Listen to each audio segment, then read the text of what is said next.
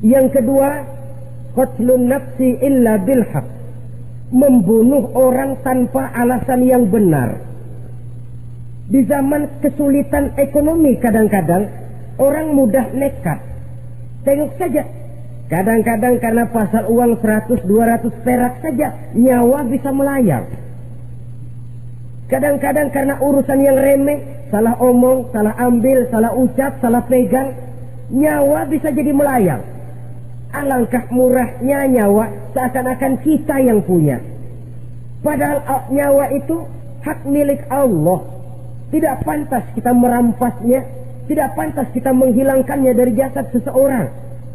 Oleh karenanya, membunuh orang merupakan satu dosa yang sangat besar. Jangankan kepada orang yang seakidah, orang yang lain akidah saja pun, kalau dia hidup berdamai, rukun, berdampingan, kita harus melindungi. Apatah lagi teman seakidah sendiri. Saudara-saudara kaum muslimin rahimakumullah, pantas kalau Nabi menyatakan apabila dua orang Islam sudah saling berkelahi, berbunuh-bunuhan, al-qatil wal maqtul finnar, yang membunuh dan yang dibunuh dua-duanya sama-sama masuk neraka. Sahabat heran, ya Rasul, kalau yang membunuh masuk neraka sih wajar, tapi yang terbunuh kok neraka juga, kenapa? Kata Rasul, sebenarnya dia juga cuma sudah niat untuk membunuh, cuma keduluan saja. Andai kata dia tidak terbunuh, tentu dia yang akan membunuh. Saudara-saudara kaum muslimin rahimakumullah, Islam sesuai dengan namanya adalah agama damai. Kita tidak boleh mencari-cari musuh, walaupun tidak boleh lari kalau bertemu musuh. Oleh karenanya, pantang seorang muslim menimbulkan benih keonaran menjadi biang kerok buat lingkungannya.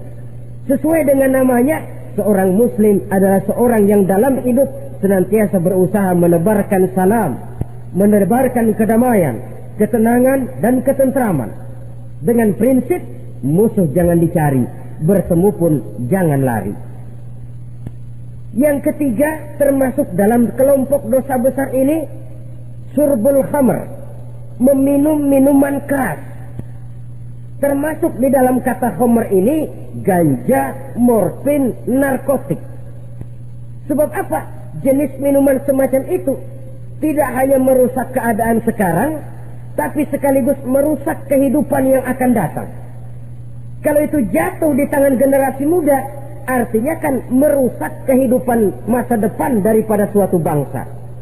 Karena apa? Remaja dan pemuda merupakan bentuk miniatur daripada kehidupan bangsa.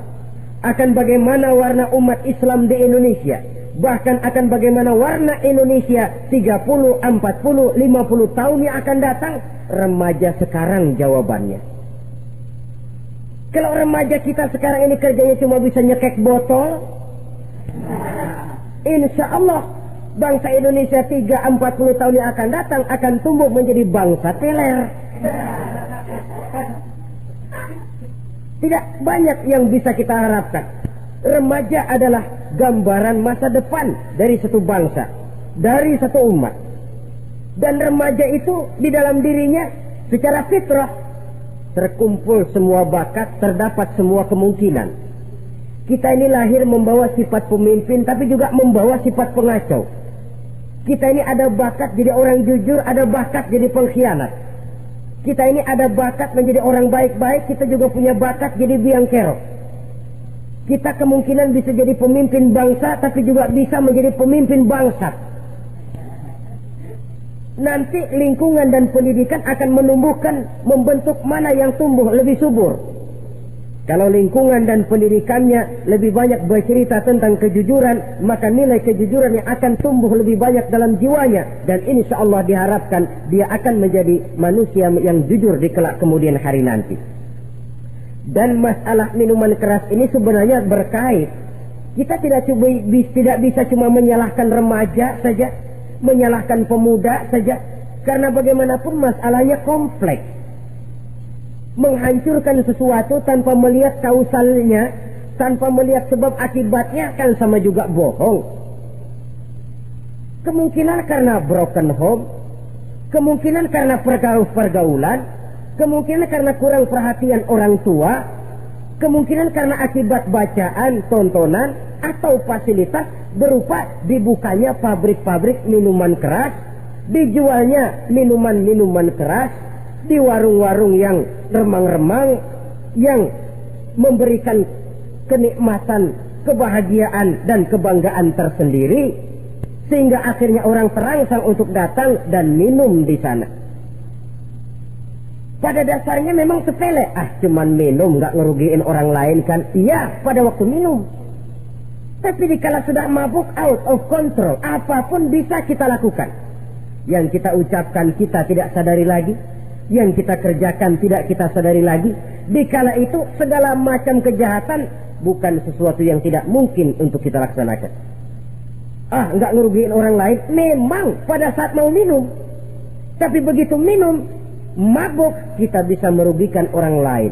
Setidaknya merugikan diri sendiri. Pertumbuhan IQ menjadi lemah, semangat kehidupan hilang, gairah kerja menurun, kalau tidak ada sama sekali. Lalu apa yang bisa kita lakukan di dalam kehidupan?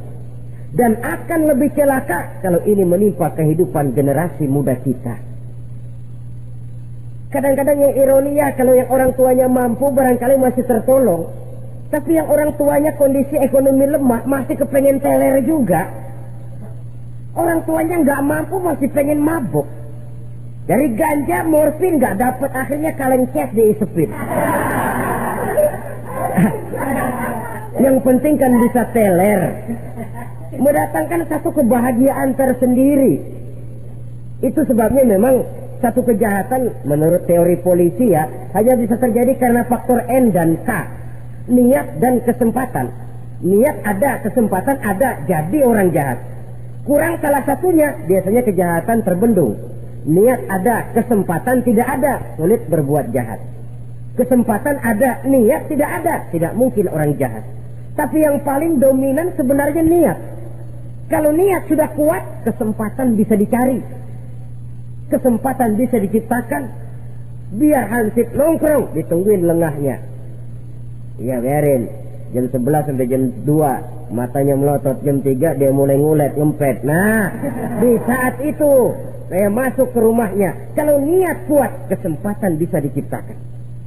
Dan kalau sudah niat, ini masalah hati. Kalau sudah masalah hati, menyangkut soal moral. Moral artinya sudah masuk kepada kehidupan agama.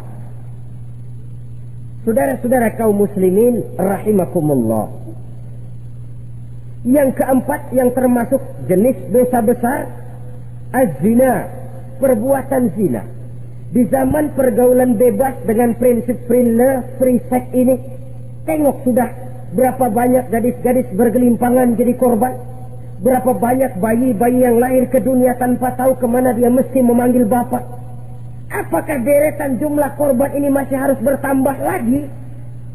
Paling tidak, biarlah yang sudah jadi korban, tapi jangan bertambah lagi hendaknya. Masing-masing kita berupaya menahan diri. Termasuk dalam kategori zina ini, yang merupakan cabang-cabangnya, liwat, homoseks, lesbian, masturbasi. Bahkan masturbasi itu termasuk jenis zina tangan. Dan itu juga merupakan satu dosa. Di samping dosa juga merusak diri. Karena bagaimanapun juga dia akan mengurangi kemampuan daya pikir seseorang. Maka agama memberikan jalan keluar. Pesan Nabi, ya ma'syara syabab, man istata'a minkumul ba'at falyatazawwaj.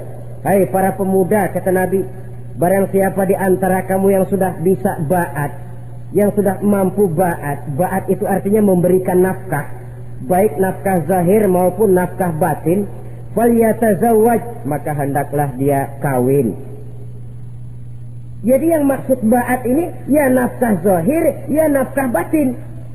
Kita kadang-kadang cuma bisa ngasih nafkah batin saja sudah merasa pokoknya kan saya sanggup untuk kawin, lalu kawin tanpa kehilangan, dengan kehilangan pertimbangan.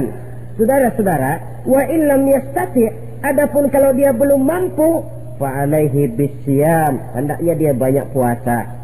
Fa innahu lahu wija, karena puasa itu akan merupakan benteng jangan sampai orang memperturutkan hawa nafsunya. Andai kata puasa belum hobi, banyaklah olahraga para pemuda, para remaja. Karena dengan olahraga, pemikiran untuk memperturutkan hawa nafsu agak sedikit terkendali dan energi tersalurkan dalam bentuk yang positif. Pendeknya kreatif, banyak kegiatan. Ini pesan Imam Syafi'i tepat itu. Kata beliau, "Inni ra'aitu wuqufal ma'i yufsiduh. In sala toba wa illam yajri lam yasif." Aku melihat air kalau diam rusak, tapi kalau dia mengalir jernih. Air kalau ngendap, nggak ngalir, nyamuk nyarang di situ, bisa jadi sumber penyakit. Manusia hidup begitu. Kalau nggak punya kegiatan, nggak kreatif, kerjanya cuma delohom, ayam-ayam, akhirnya jadi ngerusak. Ngomongin orang, ya ngapa? Anu. Kebangetan nggak ngapa-ngapain, orang aja dipontenin. Orang diomongin, lahirlah namimah, lahirlah ribah. Saudara-saudara, air itu kalau ngendap ada aja yang nyarang. Tapi kalau dia ngalir, orang ada kesibukan, insya Allah dia tidak akan jatuh kepada sesuatu yang bisa mengundang dosa. Isilah waktu dengan hal-hal yang bermanfaat, karena hidup ini singkat dan tidak berjalan mundur ke belakang. Mundur hancur, berhenti diinjak orang. Sekali melangkah, jangan surut mundur ke belakang. Homoseks terlepas dari penyakit kejiwaan. Sekarang ini kan sudah ada persatuan kaum gay katanya, meminta perlakuan yang sama dan agar dibolehkan kawin sesama mereka. Secara manusiawi boleh, secara manusiawi kita hargai mereka, tapi dari kacamata agama ini jelas merupakan penyimpangan, dan penyimpangan merupakan suatu dosa terlepas dari pertimbangan manusiawi. Jangan karena terlalu memperturutkan suara manusiawi lalu kita mengesampingkan agama. Termasuk lesbian, wadon karo wadon. Kalau homo itu kan lanang karo lanang katanya. Saudara-saudara kaum muslimin rahimakumullah, ini bukan penyakit baru. Liwat, homoseks sudah dikenal dari zamannya Nabi Lut. Laki dengan laki. Lesbian dari zaman istrinya Nabi Lut. Terlepas dari penyakit kejiwaan, dari segi agama ini merupakan penyimpangan dan merupakan dosa yang besar. Yang kelima, yang termasuk jajaran dosa kelas kakap, qadzful mu'minina wal mu'minat, menuduh orang mukmin yang baik-baik, laki atau perempuan, melakukan perbuatan zina sehingga hancur namanya di masyarakat. Ini merupakan satu perbuatan dosa yang sangat besar dan sangat dimurkai oleh Allah. Saudara-saudara kaum muslimin rahimakumullah, oleh sebab itu tentang masalah ini, kalau memang tidak ada saksi, jangan sembarang kita enteng lidah menuduh orang lain berbuat zina, menuduh orang lain berbuat serong. Dosanya kelewat besar di dalam kehidupan. Karena apa? Mencari harga diri itu berat, memelihara kehormatan diri jauh lebih berat. Satu kali orang dihancurkan namanya di masyarakat, dia akan terisolir jadinya. Oleh karenanya berlindung kita kepada Allah, jangan sampailah dihinggapi oleh sifat ini. Karena sentimen kita kepada seseorang, karena hasad kita kepada seseorang, tidak senang melihat orang lain lebih maju, lalu lidah ini seenaknya saja mengucapkan kata, padahal sanksi dan resikonya sangat besar. Yang kita tuduh barangkali mendapat pahala dari Allah, kita sendiri yang menuduh tanpa saksi, tanpa alasan yang benar, mendapat dosa yang sangat besar. Saudara-saudara, memang kadang-kadang aneh dalam hidup ini. Seorang pelacur biasanya bisa menjaga mulutnya di masyarakat, kata-katanya baik, sopan. Kenapa? Karena mulut yang satu sudah tidak terjaga.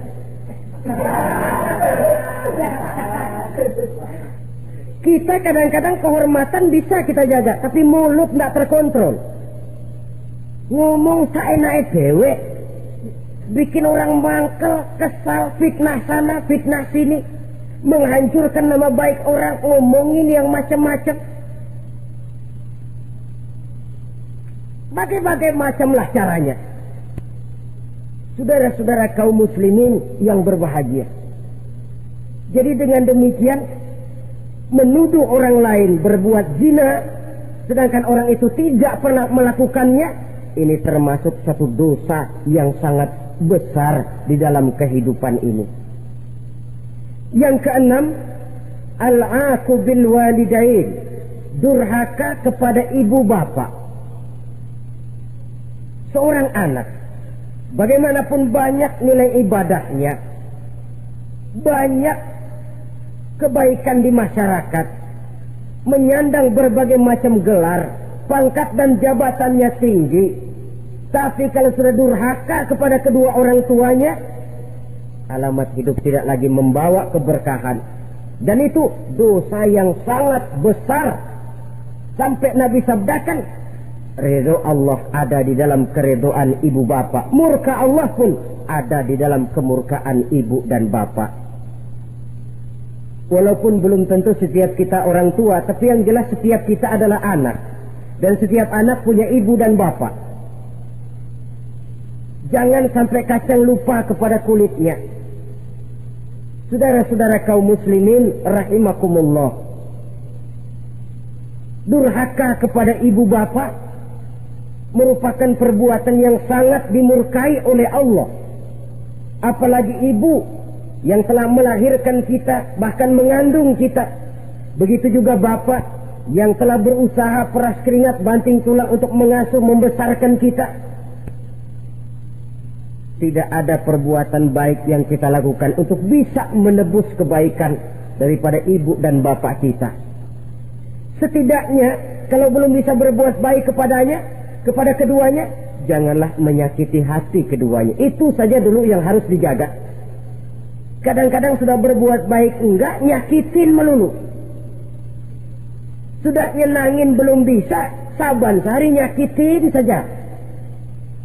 Padahal kedua orang tua itu doanya manjur, sebagaimana sumpahnya juga bisa jadi kenyataan, dan sering bahkan menjadi kenyataan. Sampai ibu bapak sudah wafat, sudah meninggal sekalipun, kewajiban berbakti masih harus terus dilakukan oleh seorang anak. Lalu yang ketujuh, at-tawalli yaumaz zahfi, berpaling pada hari pertempuran. Orang sedang sibuk-sibuk menghadapi musuh, maksudnya berjuang membela agama ini, dia lari menyelamatkan diri. Pengecut, mental munafik. Ayo, kalau demi agama, mari kita maju ke depan. Allahu Akbar. Yang besar Allah, yang lain kecil semua. Maju. Orang lain maju serentak, dia mundur jauh ke belakang. Mental munafik, mental calo, istilah sekarang ini. Oh, itu calo, mental calo. Tuhan gedek banget itu. Coba ya, kalau itu paling sibuk nyuruh penumpang naik. Tapi sementara penumpang naik sampai ke tempat tujuan masing-masing, calonnya nggak kemana-mana, diem aja di situ. Cuma orang aja disuruh naik. Saudara-saudara, kerja bakti, orang turun ke comberan, dia naik ke tempat tidur. Mundur di hari pertempuran, menyebabkan orang lain gugur, dia sendiri menyelamatkan diri. Mental pengecut, mental munafik, itu merupakan dosa yang sangat besar. Saudara-saudara kaum muslimin rahimakumullah, itu sebabnya agama itu memerlukan keberanian, memang, tapi bukan keberanian yang tanpa perhitungan. Sebab berani tanpa berhitung namanya berani babi. Kita berani kalau benar, kita harus takut kalau salah. Jangan dibalik. Salah berani, nekat namanya. Benar takut, pengecut namanya. Orang yang pengecut adalah orang yang takut membela kebenaran. Orang yang nekat sesungguhnya udah salah nggak malu lagi, udah salah nekat lagi. Merasa rugi berbuat kebaikan, puas kalau berbuat kejahatan. Padahal Nabi pesan, siapa yang berbuat dosa sambil tertawa, nanti dia akan masuk neraka sambil menangis. Karena itu dipesan pula di dunia ini, sering-seringlah mencuci mukamu dengan air mata taubat. Cuci lidahmu dengan zikir kepada Allah. Bersihkan hatimu dengan air ikhlas. Saudara-saudara kaum muslimin rahimakumullah. Kan ada toh orang berbuat baik nggak gembira, tapi berbuat jahat malah puas. Atau sama saja orang lain berbuat baik hatinya kesel, orang lain berbuat jahat dia malah mendukung, atau orang lain tergelincir berbuat jahat dia malah girang. Ini kan tidak objektif, karena yang berbuat baik orang yang dia keselin dia nggak seneng, tetapi karena yang berbuat jahat orang yang dia senengin dibenerin juga. Itu nggak objektif namanya. Mundur di hari pertempuran pada saat saudara-saudara kita sedang menghadapi musuh, sikap pengecut yang sangat dibenci Allah. Yang kedelapan, termasuk kelompok dosa besar, aklu malil yatim, makan harta anak yatim. Kadang-kadang ada orang mengeksploitir loh nasib anak-anak yatim. Karena biasanya para dermawan peka kalau mendengar nasib yatim, memberikan santunan. Si yatim belum makan, yang ngurusin udah pada kenyang. Mengeksploitir, memakan harta anak yatim termasuk dosa yang sangat besar. Sehingga Nabi pesan, ana wa kafilul yatim kahataini yaumal qiyamah. Aku dan orang yang menyantuni anak yatim seperti dua jari ini di hari kiamat. Rumah yang paling dimuliakan Allah adalah rumah yang di dalamnya ada anak yatim yang hidupnya dihormati, hidupnya disantuni, keperluannya dicukupi. Maaf saja, tahap kita menyantuni anak yatim ini baru tahap setahun sekali. Kalau Muharram kita agungkanlah, kita besarkan. Lebaran yatim katanya, kita kumpulkan dana, kita usap kepala yatim, kita kumpulkan beras, kita bagikan hari itu. Perkara bulan depan kelaparan, kita tutup kuping. Perkara bulan berikutnya dia kelaparan, kita masa bodoh. Bahwa di bulan Muharram kita santuni yatim piatu itu sudah baik. Tapi akan lebih baik lagi kalau kita sanggup menjadi bapak asuh mereka, memikirkan sekolah mereka ada kontinuitas. Kalau mereka diasuh oleh orang lain, lalu bertukar agamanya, berpindah akidahnya, kita ngomel habis-habisan. Tapi kita ada kemampuan, kita tidak mau berbuat semacam itu. Ya sama juga bohong namanya. Saudara-saudara kaum muslimin rahimakumullah. Orang yang menyantuni yatim mendapat pahala besar. Tapi orang yang mengkorup harta anak yatim, dosanya juga sangat besar. Berhati-hatilah kalau kita diberikan kepercayaan oleh masyarakat untuk mengurus anak-anak yatim. Karena pahalanya besar, resikonya juga besar. Yang kesembilan, syahadatuz zur, sumpah palsu. Sebab sumpah palsu ini menggunakan nama Allah untuk sesuatu yang tidak benar. Nama kita saja dibawa untuk yang tidak benar, kita jengkel. Nama kita dipalsukan untuk sesuatu yang tidak baik, kita kadang-kadang jengkel, tidak puas jengkel, menuntut melalui saluran hukum. Kenapa? Nama saya dicatut. Bagaimana lagi kalau nama Allah kita pakai untuk bersumpah, sumpahnya palsu, menguntungkan kita, merugikan orang lain, Allah murka betul. Maka sumpah palsu termasuk deretan dosa-dosa besar. Apalagi yang ke-10, aklu riba, makan riba alias renten. Ini kan yang cepat mendatangkan uang. Kadang-kadang kalau yang bikin riba itu orang awam barangkali ya masih kita maklumi. Kadang-kadang penyakit ini datang menimpa mereka juga yang kita kenal kebaikannya. Bahkan suka datang ke musola, rajin ke masjid kadang-kadang. Riba masih dimakannya. Karena ini cara cari duit paling enak. Duit utuh tambahnya terus masuk. Na'udzubillah summa na'udzubillah. Itu yang diibaratkan dalam perjalanan Mi'raj waktu Nabi diperlihatkan neraka. Orang perutnya sebesar rumah dililit ular, diseret-seret itu hancur perutnya, dibulatkan lagi, diseret lagi, hancur lagi, dibulatkan lagi, terus menerus begitu. Dia berteriak, mengerang, mengeluh, mengadu kesakitan. Nabi tanya, itu apa Jibril? Itu contoh dari umatmu yang suka makan riba Muhammad, makan renten. Saudara-saudara, Ini kan mencetik leher orang. Orang sedang kesulitan. Kelihatannya sih baik, menolong. Tapi di belakang menolong itu nyekek. Di belakang menolong itu nyekek. Dan nyekek itu sebenarnya tujuan utamanya. Orang yang menjalankan riba pada dasarnya tidak punya perikmahan kemanusiaan kok. Kalau dia kelihatannya mau menolong, kelihatannya motifnya mencari untung di belakang itu. Jauh dari kemanusiaan.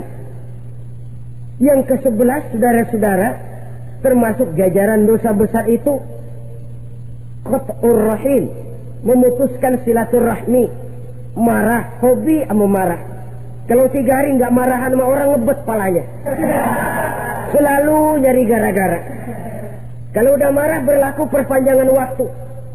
Tahun, 2 tahun, kadang-kadang seumur hidup. Saudara hadirin yang saya muliakan. Apalagi mengurangi timbangan termasuk kelas dosa besar. Makan suap termasuk dosa besar. Semir menyemir dosa besar. Apalagi bunuh diri. Nah, bunuh diri dosa besar. Kadang-kadang karena sulit nekat. Daripada hidup susah mendingan mati sekalian. Apa dikira kalau mati urusan selesai? Belum. Termasuk memotong anggota badan sendiri. Dosa besar. Kayak belum lama ada kesulitan ekonomi mau lebaran. Alat vitalnya dipotong. Berita-berita koran. Itu pun dosa besar. Nah kan badan saya sendiri. Ya badanmu sendiri. Tapi yang ciptakan Allah. Yang berikan Allah. Kenapa mesti dipotong? Karena kesulitan ekonomi. Alat vitalnya sendiri dipotong. Ya namanya alat vital. Kalau sudah nggak ada yang vital kan hampa hidup ini. Tapi lalu kehilangan pertimbangan. Saudara-saudara kaum muslimin, karena itu di hadapan segala macam kesulitan, jangan sampai kita kehilangan pertimbangan lalu terjatuh ke dalam dosa-dosa besar ini. Mudah-mudahan Allah selamatkan kita dari segala macam bentuk dosa besar, sehingga diampuni segala dosa yang kecil dan digerakkannya kita untuk hidup melakukan kebaikan yang membawa pahala yang sebesar-besarnya. Ini sajalah pertemuan kita saat ini. Terima kasih atas segala perhatian. Mohon maaf atas segala kekurangan. Wassalamualaikum warahmatullahi wabarakatuh.